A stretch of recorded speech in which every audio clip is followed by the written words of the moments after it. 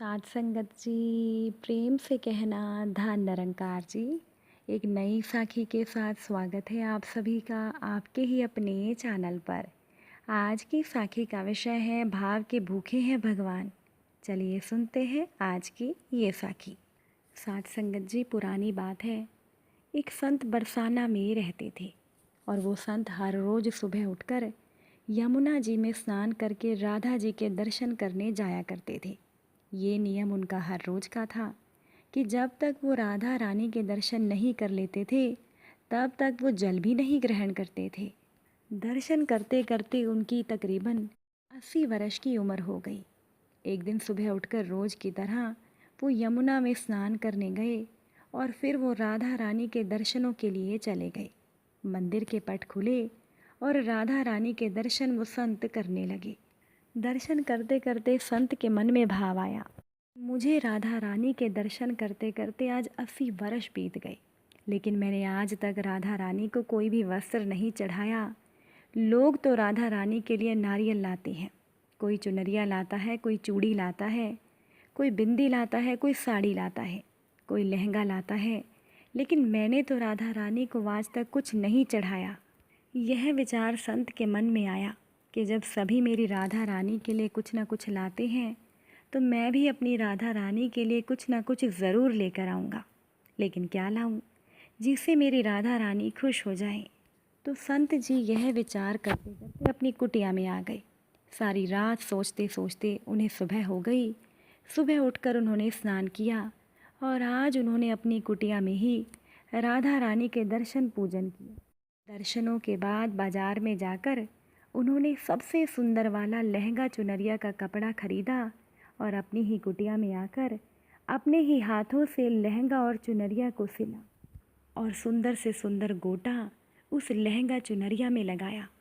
जब पूरी तरह से लहंगा चुनरिया तैयार हो गया तो संत जी ने मन ही मन सोचा कि इस लहंगा और चुनरिया को मैं अपनी राधा रानी को पहनाऊंगा तो मेरी राधा रानी बहुत सुंदर लगेंगी।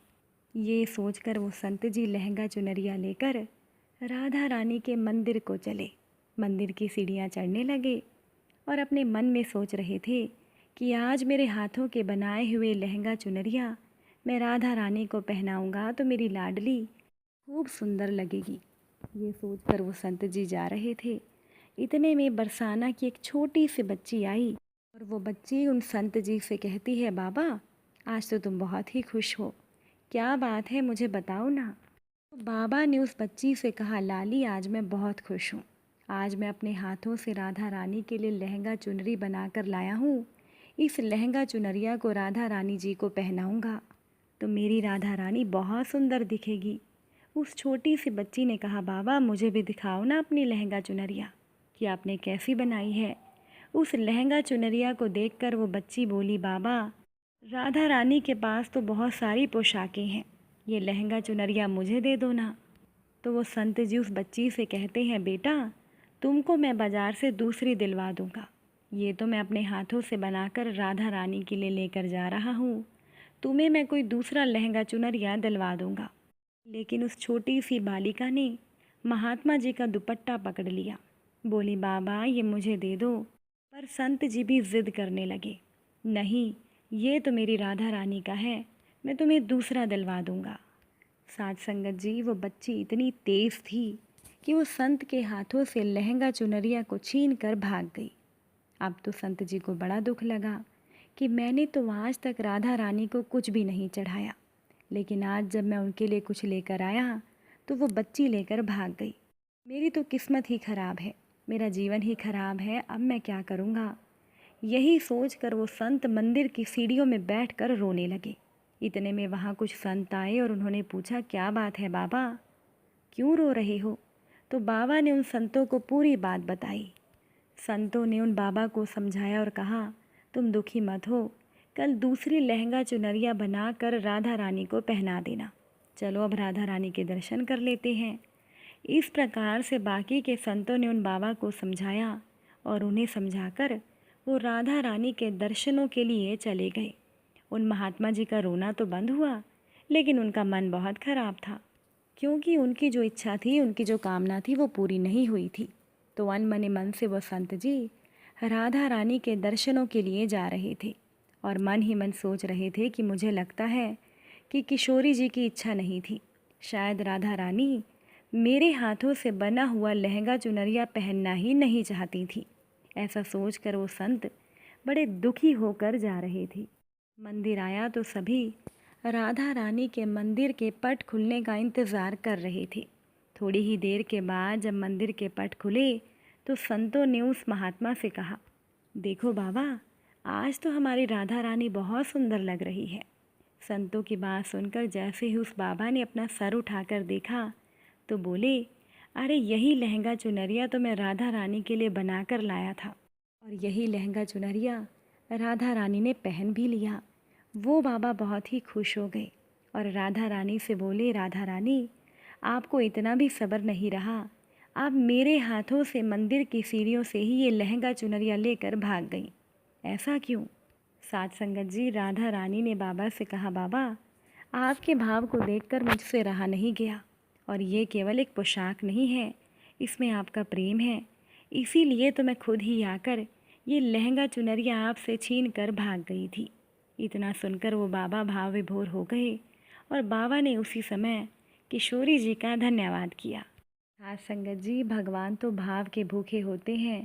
सच्चे भाव से हम भगवान को कुछ भी समर्पित कर दें तो भगवान वो ज़रूर स्वीकार करते हैं। साथ संगत जी, गृहस्थ में रहने वाले एक बड़े त्यागी पंडित थे। पंडित जी बड़े विचारवान थे, भागवत की कथा कहा करते थे। एक धनी आदमी ने उनसे दीक्षा ली और कहा, महाराज, कोई सेवा बताओ। जब धनी आदमी उस पंडित जी के पीछे पड़ गया तो पंडित जी बोले, तुम्हें राम जी ने धन दिया है तो तुम सदा व्रत खोल दो, भूखे को भोजन कराओ, भूखे को अन्न दो, ऐसा महाराज जी ने कह दिया। साथ संगत जी, वो धनी आदमी बहुत श्रद्धालु था। उसने शुरू कर दिया। दान देते हुए उसे कई दिन बीत गए। अब मनुष्य सावधान नहीं रहता तो हर एक जगह अभिमान आदत पकड़ लेता है। उसे देने का अभिमान हो गया कि मैं इतने लोगों को भोजन कराता हूँ, अन्न देता हूँ। आज संगत जी, उस व्यक्ति के अंदर घमंड आ गया। घमंड आने से वो नियत समय पर अन्न तो देता और अगर दूसरे समय पर कोई मांगने आता तो उसकी बड़ी प्रताड़ना करता, उसका तिरस्कार करता, अपमान करता। क्रोध में आकर अतिथियों की ताड़ना करते हुए कहता कि सभी भूखे हो गए हो, सभी आ जाते हो, सभी की नीयत खराब हो गई है। इस प्रकार से वो धनी व्यक्ति ना जाने क्या क्या गलत बोल देता। तो एक दिन उन पंडित जी ने वहाँ के लोगों से पूछा कि उस धनी व्यक्ति का काम कैसे चल रहा है। लोगों ने जवाब दिया, महाराज जी, वो भूखों को भोजन तो ज़रूर कराता है पर तिरस्कार और अपमान भी बहुत करता है।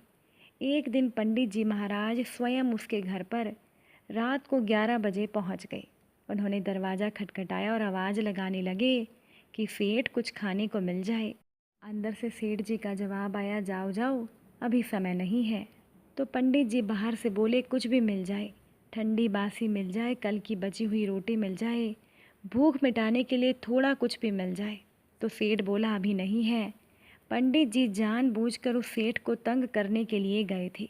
बार बार कुछ मांगने लगे तो वो धनी व्यक्ति उत्तेजित हो गया। जोर से बोला, रात में भी जान नहीं छोड़ते, दुख दे रहे हो, कह दिया ना, अभी देने के लिए कुछ नहीं है, अभी कुछ नहीं मिलेगा। तो पंडित जी फिर बोले, अरे थोड़ा सा ही मिल जाए, कुछ भी खाने को मिल जाए।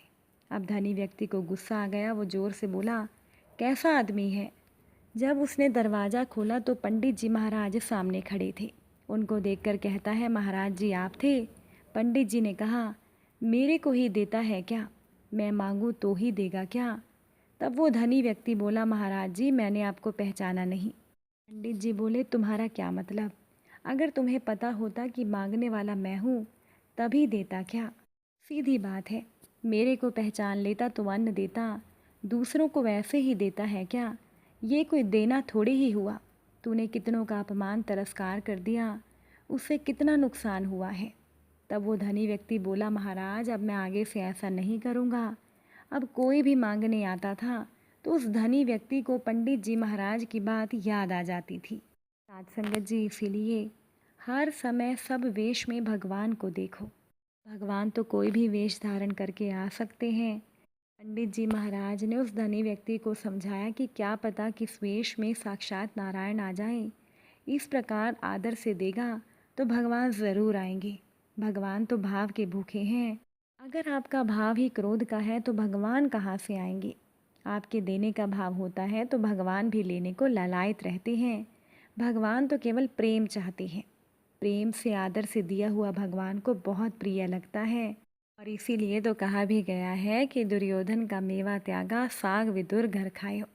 साथ संगत जी, अगर आज की साखी आपको अच्छी लगी हो, वीडियो को लाइक और शेयर ज़रूर कीजिएगा। आप सभी से फिर मुलाकात होगी नई साखी और नए विचारों के साथ।